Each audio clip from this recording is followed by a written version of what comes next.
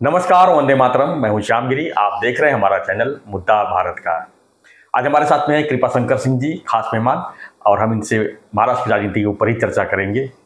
पिछले वीडियो में हम इनसे चर्चा किए थे चुनाव के पहले, और उन्होंने कहा था कि फिर एक बार देवेंद्र फडणवीस सरकार यानी डीसीएम, तो उन्होंने सीधा सीधा कहा था कि डीसीएम भी जो है सरकार आएगी।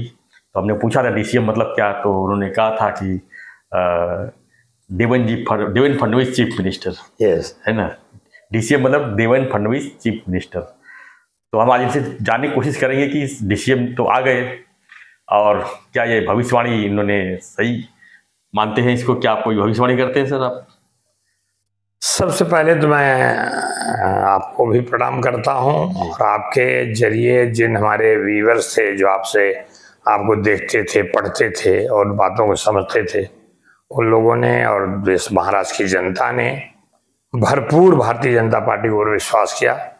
आदरणीय नरेंद्र मोदी, देश के आदरणीय प्रधानमंत्री के नेतृत्व में, अमित शाह जी जैसा मतलब एक मजबूत जो जिनके मार्गदर्शन में ये महाराष्ट्र का चुनाव लड़ा गया, और आज मतलब भारतीय जनता पार्टी महाराष्ट्र के इतिहास में सबसे ज्यादा इतना विधायक चुनने का काम जनता ने किया है। बिल्कुल। तो मैं करोड़ों जनता को मतलब ये करता हूँ अपना, और बताना चाहता हूँ आपसे कि ये चुनाव जो हुआ था, मैं जरूर कहता, लोग मुझे पता नहीं अंदर से होता, कोई ज्योतिषी नहीं हूँ। कई बार आपने कहा। हाँ, मैं ज्योतिषी नहीं हूँ, और कोई मतलब मैंने कहा था कि अनुमान गलत हो सकता है, अनुभव नहीं गलत होता। तो हमने अनुभवों का आधार पर कहता था, क्योंकि मैं जहां भी जाता था, जब से मैं भारतीय जनता पार्टी ज्वाइन किया हूं, नहीं उसके पहले से, जब ये इतनी कम उम्र में महापौर बने थे नागपुर के, उसके बाद उनकी प्रगति को देखा, उनको पढ़ा, जाना, निकटता मिली, तो मैं ये समझ रहा था कि किसी भी हालत में ये देवेंद्र जी के नेतृत्व भारतीय जनता पार्टी सरकार बनाएगी। और मैं साधुवाद देता हूँ आदरणीय हमारे शीर्ष नेतृत्व आदरणीय प्रधानमंत्री नरेंद्र मोदी जी को, और उनके मतलब जेपी नड्डा साहब जो राष्ट्रीय अध्यक्ष हैं, और बाकी सब लोगों ने देवेंद्र फडणवीस को विधानसभा का भारतीय जनता पार्टी विधायक दल का नेता चुना, और बाद में मुख्यमंत्री की शपथ ली। सिंह जी, बताइए कि क्या लगता है कि फडणवीस जी के चीफ मिनिस्टर बनने की महाराष्ट्र को कितनी जरूरत थी? आप बहुत जरूरत थी। मैंने भी अपनी लगभग 50 साल की राजनीति में, 40 बरस की हमारी सक्रिय राजनीति में, मैंने अब तक ऐसा मुख्यमंत्री नहीं देखा जो मुंबई के विकास के बारे में सोचे। 2014 में जब मुख्यमंत्री बने, किसी ने सोचा नहीं था कि मुंबई शहर का इस ढंग से विकास होगा जी। और उनकी योजना है कि आज हम 12 मिनट में वर्ली सी लिंक से नरीमन पॉइंट पहुंच जाते हैं। अभी जो दूसरा कोस्टल रोड का पार्ट बन रहा है, वो जा रहा है वर्सोवा की तरफ। ये बन जाने के बाद 20 मिनट में वर्सोवा से आदमी नरीमन पॉइंट जाएगा। मेट्रो का जाल बिछा है, थाना में देखिए, मीरा रोड में देखिए, अभी तो करजत और कहाँ तक जाने का प्लान है। यानी विकास की गंगा बहाने का जो एक संकल्प भारतीय जनता पार्टी था, उसको अगर किसी ने सकारात्मक सोचा और सोचा नहीं किया, अभी आप देखिए ना कितने मिनट हम सिउड़ी से नवा सिवा चले जाते हैं। बिल्कुल। तो ये अद्भुत अटल सेतु जो हमारा बना हुआ है, ये और भी आप देख लीजिए, नहीं यहाँ से थाना से नागपुर समृद्धि मार्ग का जी। आप बताइए, ये देवेंद्र जी की एक सोच थी। बीच में 2.5 साल कंप्लीट काम रुक गया। वो इस महाराष्ट्र के लिए मैं कहूंगा 2.5 साल का वो एक काला दिन था विकास के लिए। एक मुख्यमंत्री कुछ 3 दिन या 2.5 दिन ऐसे कुछ बताते हैं कोई लोग, कि पूरे 2.5 साल कार्यकाल में 3 दिन मतलब मुख्यमंत्री कार्यालय गए हैं। सुन के मतलब ताजुब होता है कि लोकतंत्र में ये भी संभव है। हाँ, कोई कारण नहीं है, स्वस्थ हो तो कोई भगवान ने मतलब कोई कारण ऐसा भी नहीं दिया था जिससे आप जा नहीं सकते हो। इसलिए देवेंद्र जी की जरूरत महाराष्ट्र को थी, और महाराष्ट्र की जनता ने जरूरत को बताया भी है। जब शीर्ष नेतृत्व ने इनके ऊपर भरोसा करके कह दिया कि महाराष्ट्र का चुनाव देवेंद्र फडणवीस जी के नेतृत्व में लड़ा जाएगा, तो उसी दिन तय हो गया था देश की जनता को कि हमारा भविष्य यही है।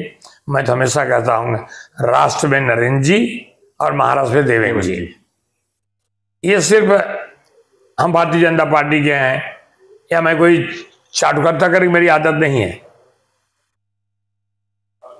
लेकिन ये मैं कह सकता हूं कि मेरे कार्यकाल में, राजनीतिक कार्यकाल में मैंने देखा कि सिर्फ और सिर्फ देवेंद्र जी का विचार, और विचार मतलब सिर्फ योजना नहीं बनाई।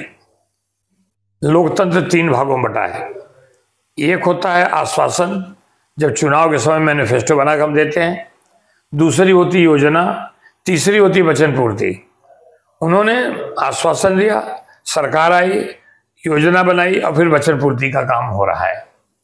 इसलिए देवेंद्र जी को बहुत जरूरत महाराष्ट्र में थी और मैं साधुवाद देता हूँ और मैं यही कहता हूँ कि इनके ऊपर जो ये देवी देवताओं का भी आशीर्वाद है कि अपने कर्मों के साथ साथ अपना जो सनातन धर्म है उसके भी प्रति उनकी उतनी जागरूकता है जितना अपने कर्मों के प्रति है। जी सर, देखा जाए कि फडणवीस जी इसमें महायुति सरकार के चीफ मिनिस्टर हैं और 3 पार्टियां साथ में हैं, लेकिन जब से मुख्यमंत्री बने हैं, मुख्यमंत्री बनने से लेके अभी तक कुछ न कुछ लेकर, चाहे विभाग बंटवारा हो चाहे पोर्टफोलियो हो, उसको लेकर कहीं ना कहीं तनातनी चल रही है। एकनाथ शिंदे जी अलग नाराज है, छगन भुजबल को मंत्रालय नहीं मिला है। तो इसको क्या लगता है कि उन्होंने जो बैलेंसिंग बनाया है एक तरह से विभाग बंटवारे का, वो किस तरह किया है? क्या यही लोकतंत्र है जी? यही मतलब करते, अगर एज ए चीफ मिनिस्टर उनका अधिकार था जी, वो जो बना देते, जिसको देते तो कोई बोल नहीं सकता। उन्होंने चर्चा करके सब किया। पालक मंत्री क्या है, हर आदमी चाहता है जिस जिले से है उसी जिले का पालक मंत्री बने, लेकिन एक एक जिले में 4 मंत्री हैं, कहीं 2 हैं, कहीं 3 हैं, तो चर्चा करके वो रास्ता निकाल लेंगे, रास्ता निकल जाएगा। कोई मुझे नहीं लगता कि पालक मंत्री को लेकर के कोई हिच है। और अच्छी बात यह है कि आज की सरकार बनने के पहले भी 2 उप मुख्यमंत्री एक मुख्यमंत्री के साथ काम किए हैं जी। देवेंद्र जी पहले मुख्यमंत्री थे, बाद में उप मुख्यमंत्री बन के काम किया, आज फिर मुख्यमंत्री हैं। एकनाथ शिंदे जी मुख्यमंत्री उप मुख्यमंत्री करके काम कर रहे हैं। और अजीत दादा तो एक बेमिसाल व्यक्तित्व उनका, मतलब सदाबहार और डिप्टी सीएम बने, उन्होंने रिकॉर्ड ही ब्रेक किया, देश में कहीं ऐसा नहीं हुआ है। लेकिन तीनों का आप देखो, चलते हैं, काम करते हैं, हंसते हैं, कहीं कोई वो नहीं। इन तीनों को देख करके महाराष्ट्र ऐसे हंसेगा। और मैं अगर ये कहूँ तो अतिशयोक्त होगी, ये चुनाव 5 साल के लिए हुआ है, लेकिन ये चुनाव जो है 10 साल के लिए तय किया है। 2029 में महाराष्ट्र किस तरह देख रहे हैं आप? 2029 में महाराष्ट्र ऐसे जाएगा जो 2.5 साल में ऐसे हो गया था जी, बाद में 2.5 साल बाद ऐसे हुआ है। 2029 में भारतीय जनता पार्टी के नेतृत्व में महाराष्ट्र ऐसे जाएगी, 1 नंबर का महाराष्ट्र होगा। आज भी इंडस्ट्री के मामले में है, बाकी मामले में 1 नंबर महाराष्ट्र होगा। देश में मुझे एक राष्ट्र है, उसमें महाराष्ट्र है जी, तो महाराष्ट्र नंबर 1 पर होगा। एक दूसरा सवाल पे आते हैं जरा, अम्बेडकर जी को लेकर इसमें काफी घमासान मचा हुआ है केंद्र से लेकर पूरे देश में। डॉक्टर बाबा साहब अम्बेडकर एक विद्वान, एक मतलब विचारवन, मतलब वो आदर्श है हमारे देश के लिए जी। संविधान, आप सोचिए, संविधान का जो ड्राफ्ट तैयार करना था, उसका नाम तो ये पंडित जी ने दिया था ड्राफ्ट तैयार करने के लिए। तो इतने विद्वान, इतने बुद्धिमान थे, उन्होंने देश की दिशा तय की कि किस देश कैसे चलना चाहिए। ये लोगों को कोई कहे कि मेरे समाज के, इसलिए नहीं, वो भारत समाज, भारत लोकतंत्र के। जिस तरह से अमित शाह के ऊपर आरोप लग रहे हैं कि उन्होंने अपमान किया है, नहीं आप नाम लेकर बोलने के टाइम कभी कभी शब्द निकलते हैं, बट वो मैं नहीं सोचता अपमान है। उन्होंने बाद में क्लेरिफिकेशन दिया भी कि अपन जिसके ऊपर बहुत प्यार करते हैं, कभी उनके नाम कैसे लिख जाता है। आप कहते हैं जो राम का नहीं हो किसी काम का नहीं, तो राम बोला न, मर्यादा पुरुषोत्तम श्री 1008 श्रद्धेय पूजनीय भगवान राम, आर्टिकल उनके साथ। लेकिन जिसको जो प्रेम करता है ना, उसको एक ऐसे नाम से बुलाने, मुझे लगता है ये भावना, हमको ऐसा लगता है कि भावना ये रही होगी। बाकी डॉक्टर बाबा साहब अम्बेडकर के समान सोच भी नहीं सकते। भारतीय जनता पार्टी सोच नहीं सकती। और तो और आज मुझे जानकारी है जो कि 5 जगहों पे जहां जहां डॉक्टर बाबा साहब अम्बेडकर का युग था, उस जगहों पे वो ऐसा तीर्थ स्थल बन रहा है। मतलब डॉक्टर बाबा साहब अम्बेडकर भगवान के ही रूप हैं। अगर भगवान रूप नहीं होते तो भारत देश का संविधान देने के टाइम उन्होंने मतलब जो लिखा, जो समझा, किया, उनको तो कोटि कोटि नमन सब लोग करते हैं। मुझे नहीं लगता है देश में कोई परम पूज्य डॉक्टर बाबा साहब अम्बेडकर को कोई मतलब अपमान सोच भी नहीं सकता करना दूर रहा। तो मतलब जो विपक्ष जो मुद्दा उठा रहे हैं उसमें मैं उनसे हाथ जोड़ प्रार्थना आपके माध्यम से कर रहा हूँ कि ऐसे विचार क्यों लाते हो, क्यों मतलब होता है।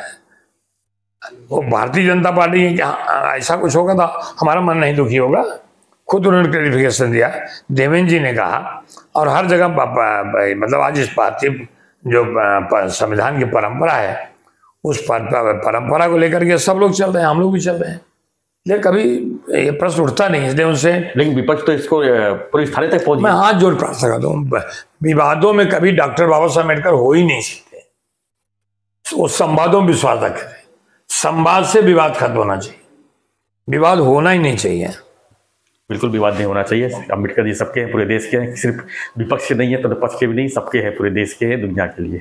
तो फ्रेंड्स, आपकी क्या प्रतिक्रिया है इस पर हमें कमेंट बॉक्स में लिखिए। कृपा शंकर सिंह जी हमसे महाराष्ट्र की राजनीति के बारे में चर्चा कर रहे थे, फडणवीस जी के बारे में चर्चा कर रहे थे, किस तरह की राजनीति होगी, किस तरह महाराष्ट्र जो है 2029 तक प्रगति की तरफ जाएगी, इस पर हम चर्चा कर रहे थे। आपकी कोई प्रतिक्रिया हो तो कमेंट बॉक्स। एक और मैं चूंकि 2024 की विदाई हो रही है, मैं 2024 में जो भी हुआ उसको प्रणाम करता हूँ। 1 जनवरी की सुबह जो सूरज निकलेगा जी, और जितना चमकता सूरज निकलेगा, इसे महाराष्ट्र आगे चमके। मैं आपके माध्यम से सभी लोगों को नए बरस की और खास करके हमारे क्रिश्चियन भाइयों को क्रिसमस की हम बधाई देते हैं। धन्यवाद। जय हिंद।